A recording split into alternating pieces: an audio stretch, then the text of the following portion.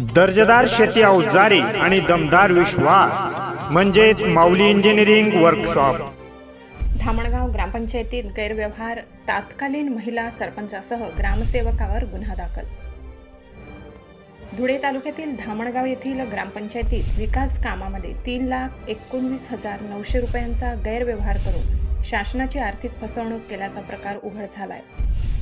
या प्रकरणी तात्कालीन ग्रामसेवक व महिला सरपंचाविरुद्ध धुळे तालुका पोलीस ठाण्यात मंगळवारी गुन्हा दाखल झालाय। जुलै 2019 ते जून 2023 या कालावधीत तत्कालीन सरपंच प्रमिलाबाई बंडू पाटील वय 60 व ग्रामसेवक देवीदास त्र्यंबक शिंदे वय 60 दोघे राहणार धामणगाव यांनी संगनमताने हा गैरव्यवहार केला असे प्रशांत अजबराव पाटील यांनी दिलेल्या फिर्यादीत म्हटले आहे। या प्रकरणी भादवी कलम 409, 420, 468, 471 व 120 अन्वये गुन्हा दाखल झालाय। असा केला गैरव्यवहार। धामणगाव येथील भूमिगत 15,000च्या वाउचर काढले, मात्र पाईप टाकले नव्हते। प्युअर ब्लॉक खरेदी गटार खोदकामासाठी 1,73,300 रुपये, अंगणवाडीत खेळणीसाठी 72,000, नाले सफाईसाठी 1,800 रुपये, गटार सफाईसाठी 4,800, रस्ता दुरुस्तीसाठी 15,000, याशिवाय मजूर जुबेर पठाण व प्रवीण पाटील यांच्या नावे 22,000 अशी रक्कम दाखवली, मात्र त्यांनी एकही काम केले नाही। या माध्यमातून गैरवापर झाला असे सामाजिक कार्यकर्ते प्रशांत अजबराव पाटील यांनी सिद्ध करून दाखवले। S9 TV प्रतिनिधी दीपक पवार, धुळे।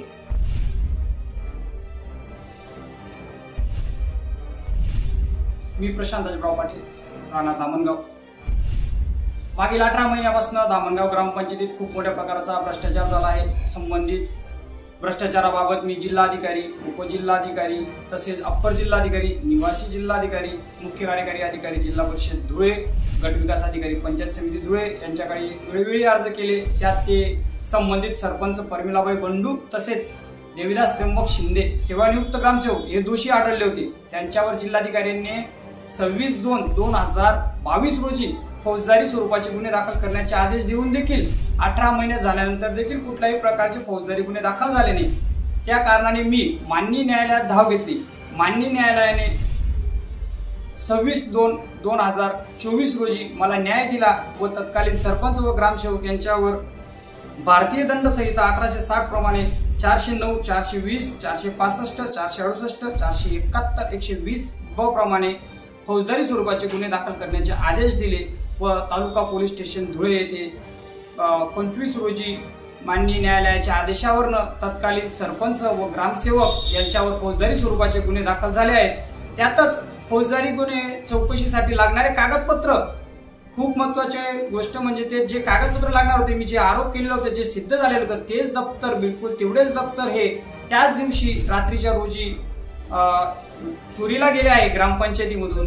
ते देखील खूप मोठी संशयाची गोष्ट आहे। त्वरित त्यांच्यावर कारवाई व्हावी व चोरांना पकडण्यात यावं व दोषींना देखील दंडात्मक कारवाई व्हावी अशी माझी विनंती। जय। आपल्या चॅनलला नक्की सबस्क्राइब करा, बेल आयकॉन दाबायला विसरू नका।